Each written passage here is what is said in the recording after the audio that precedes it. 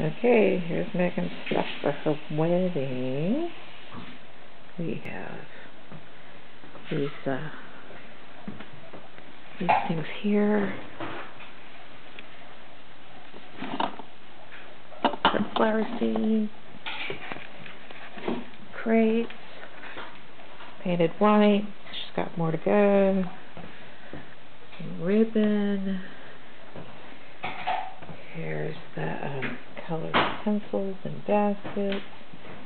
Speaking of not baskets, speaking of cans and bottles and jars, there's the cans and bottles and jars.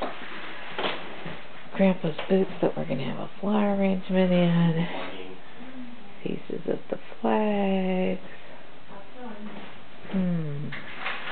Hang on, what else have I got? Let's see. Whoops, here we go. Aprons for the little girl helpers. Megan's boots. What her sign's gonna look like. The jars that are done. These are the ones that are gonna hang on the whatchamacallit. Everything's a whatchamacallit today. There's the shepherd's foot. Shepherd's hoof. Okay.